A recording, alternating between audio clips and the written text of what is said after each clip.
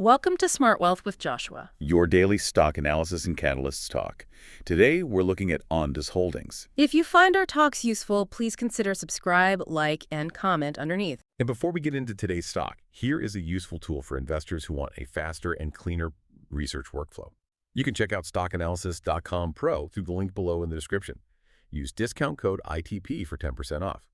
Stockanalysis.com is lightweight, fast, and works on desktop, iOS, and Android. The free version is useful for checking stock prices, financials, charts, forecasts, and news. But if you want deeper research, stockanalysis.com Pro gives you no ads, saved screeners, watch lists, portfolios, long-term financial history, dividend history, analyst filters, ETF data, and exports to Excel, CSV, and Google Sheets. Pro comes down to about $5.93 per month when billed annually after the discount. For heavier users, the unlimited plan adds unlimited downloads and unlimited stocks per watch list, and comes down to about $14.93 per month when billed annually after the discount. Stockanalysis.com is a research tool, not financial advice. It does not tell you what to buy or sell, and it does not guarantee investment results. Always do your own research and make your own investment decisions. This is an affiliate link, so we may earn a commission if you use it at no extra cost to you. So I want you to just imagine for a second that you've got this impossible task, right?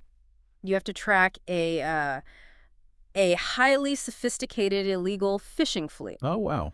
Yeah, or maybe it's a counter-narcotics operation that's moving right through the middle of the Pacific Ocean. Like, how do you actually keep eyes on them? Right, because, satellites just move way too fast. Exactly. They fly over and then they're gone in, what, a few minutes? Yeah, pretty much. And standard military drones, they just can't fly high enough to stay undetected. Plus, they can't stay in the air for weeks at a time without having to go back and refuel. So it's just this massive, incredibly expensive logistical nightmare. It really is. But today, we're looking at a company that has essentially just solved this exact problem for the U.S. Navy. And by doing that, they are posting the kind of financial metrics that, honestly, they just completely break traditional valuation models. All right, let's move into the wealth building context. Yeah, let's do it. Because it's a really fascinating scenario.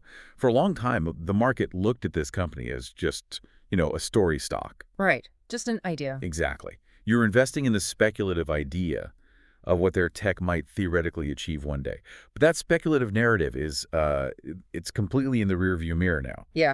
They are actively transitioning a portfolio that was rooted in, experimental aerospace tech into actual realized scalable sovereign infrastructure. Which is such a critical transition phase, because if you look at long-term wealth building in the tech and defense sectors, there's this very specific valley of death that companies have to survive. Oh, absolutely. For the first few years, an advanced aerospace company or an industrial drone maker, they are basically just a cash furnace. They burn through massive amounts of capital just to fund R&D and early prototyping. You're just paying for research. Right.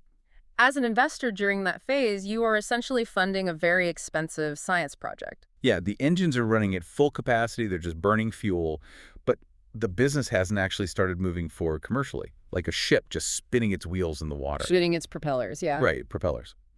But the golden opportunity, the moment that actually creates substantial wealth, is catching the stock at the exact second it makes that structural pivot. Right, turning that massive ocean liner around. Exactly. It's the moment the business model flips from, burning cash to build the tech over to collecting high-margin revenue because they're finally deploying the tech. And based on the operational data we're looking at today, that pivot is happening right now. They're shifting really aggressively into these high-margin government defense contracts. Which completely changes the whole investment proposition. It really does. It moves the conversation for you as the investor away from, hey, will this technology even work? To, okay, how fast can they actually scale this real concrete revenue? Now let's look at the fundamentals. Wait, I think you mean... I'm sorry, go ahead. Now let's look at the fundamentals. Because if we want to talk about how fast they're scaling, we've got to look at the structural weight behind the business. Yeah, we are looking at a commercial inflection point that is happening in real time. And, the metrics are genuinely jaw-dropping. For the first quarter of 2026, revenue surged 1,079% year over year. Wait, hold on. I have to interrupt you there. 1,079%. Yep. 1,079%. Yep. I just want to make sure I'm digesting that right. Is that a typo in the reporting, or were they just starting from absolute zero last year? Because a 1,000% revenue surge in a single quarter for a hardware company just sounds, I don't know, almost mathematically impossible without some massive catch. I know, it totally sounds like a typo, but it is completely accurate. Mhm. And it's because they're moving from that super low revenue development phase we just talked about into full commercial deployment. Okay, wow. And it's not just a one-off anomaly either. It's backed by this massively expanding pipeline. They recently secured over $30 million in new autonomous systems orders. Which is huge. Yeah, and that pushed their second quarter bookings above $110 million. Okay, so they aren't just shipping a few units here and there. They are turning on a literal fire hose of demand. Exactly. Which brings us to what I consider, the ultimate safety net for any corporate balance sheet, which is the backlog. Yes, the backlog is key. Right now, they're sitting on a staggering $457 million backlog. But let's actually unpack the mechanics of that for the listener, because I think a backlog is often really misunderstood. Oh, people misinterpret it all the time. Right. A backlog isn't cash sitting in a checking account today. It's contracted, legally binding, visible future revenue. So when you have a bookings acceleration of over $110 million in just a single quarter, it means the timeline for actually collecting that cash is speeding up dramatically. That is such a crucial point. Organically, just through their daily operations, they are fortifying their balance sheet. And from a risk management perspective, this is huge for investors. Right, because they don't have to borrow. Exactly. It dramatically reduces the company's need to go out and execute these dilutive capital raises. Yeah. If you own a slice of the pizza, you don't want the company cutting that same pizza into a million more tiny slices just to keep the lights on. They are funding their expansion through sheer execution. Right. But, having a big backlog on paper is one thing. We have to look at the competitive moat. Like, how defensible is this revenue? What stops a giant legacy defense contractor from just swooping in, undercutting them, and stealing these deals? Well, that is where their subsidiary Worldview completely changes the game. They just secured a $4.8 million U.S. Navy contract for stratospheric surveillance. Right. And this goes right back to the scenario you painted at the start of the show. This technology is actively being deployed by the government for counter-narcotics and illegal fishing operations. But let me push back a bit here, or at least voice the skepticism that a smart investor should probably have right now. Drone technology is advancing globally at just breakneck speed. Oh, for sure. You can buy incredible commercial drones right off the shelf today. So what is the actual barrier to entry here? Why couldn't a massive commercial tech company just scale up their own drones, underbid them on price, and take these government contracts? That's a fair question, but it comes down to two things. The physics of the stratosphere and the prohibitively high switching costs of the Department of Defense. Okay, let's break that down. Let's talk about the physics first. Stratospheric drones operate in near space, so that's around 50,000 to 70,000 feet up. That's incredibly high. Exactly. This isn't where normal airplanes or drones fly. Up there, you are above the weather, you're above commercial air traffic, and you are completely invisible from the ground. And what about satellites? Satellites in orbit just move too fast. They only see a tiny slice of the ocean for a few minutes at a time.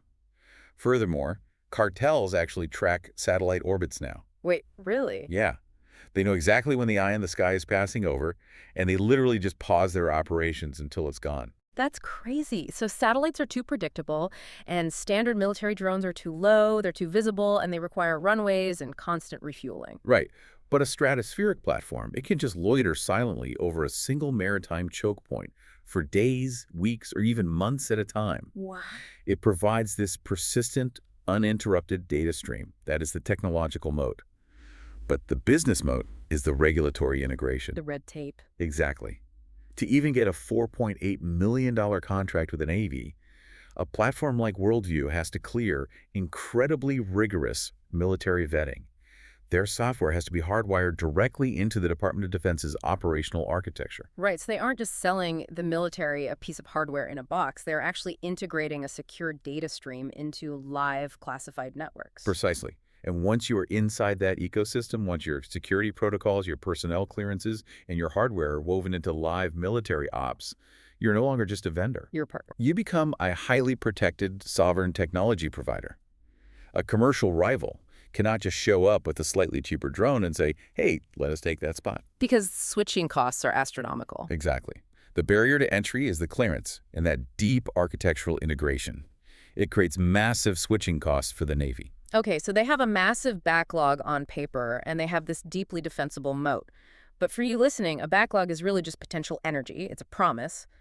When do we actually see this cash hit the bank account? Like, what is the timeline here for catalysts? That brings us to the catalyst timeline. The timeline is actually immediate. The primary catalyst we are watching is the Q2 2026 earnings report, which is scheduled for August 2026. Coming right up. Yep.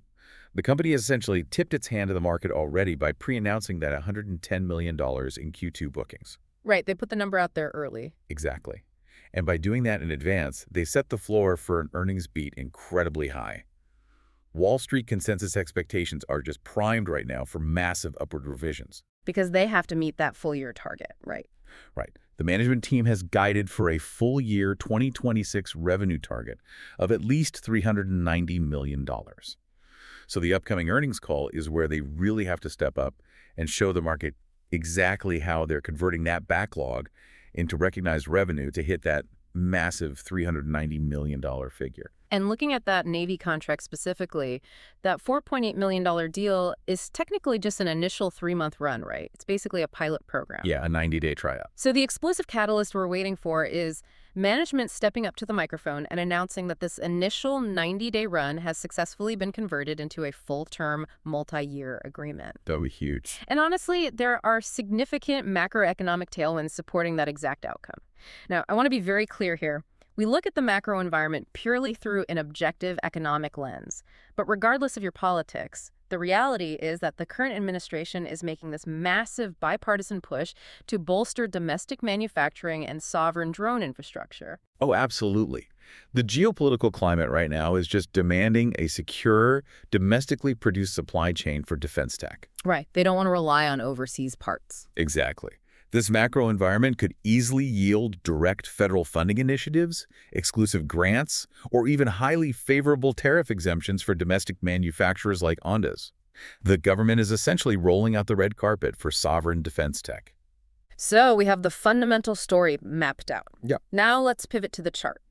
How is the market actually digesting all of this? If you're looking at the stock chart at home right now, you're seeing a psychological breakout that perfectly mirrors the fundamental shift we just outlined. The chart is completely coming alive. I mean, the news of the massive bookings and that Navy contract triggered a really massive pre-market climb.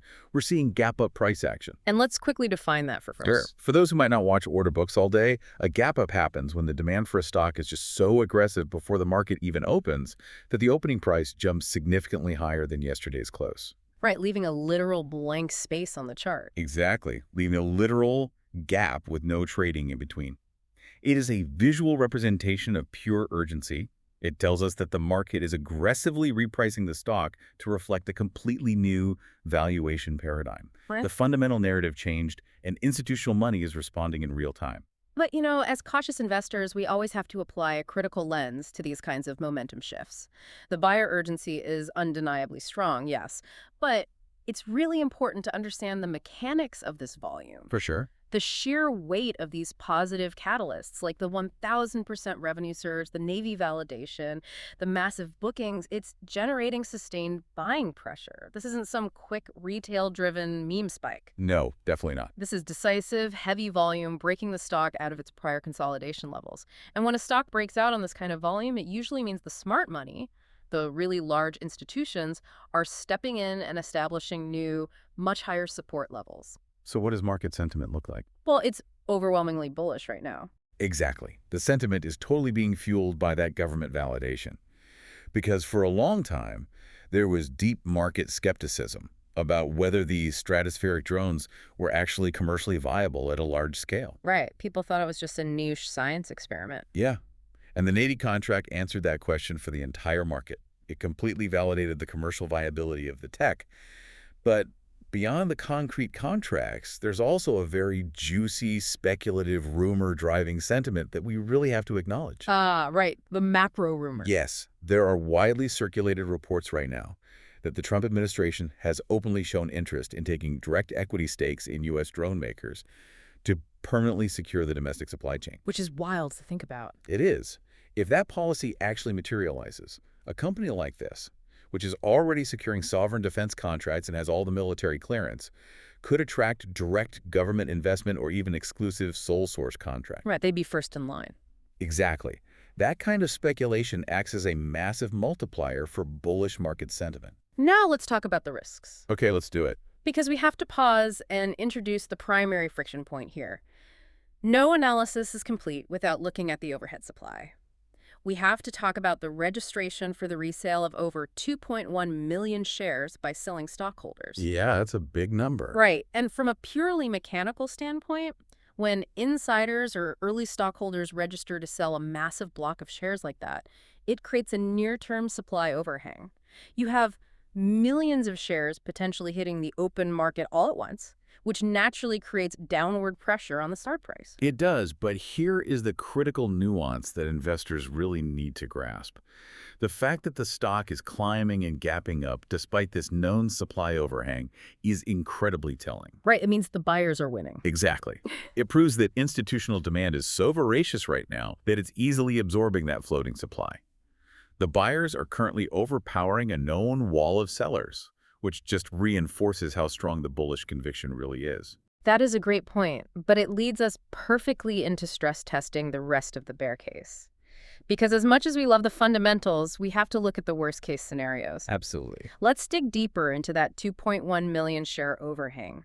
Even if institutions are absorbing it today, it still represents a vulnerability. If the broader market conditions suddenly sour, or if the company has even a slight misstep in execution, that massive block of shares could amplify short-term volatility significantly. Yeah, it could definitely act as an accelerant on the way down. Exactly.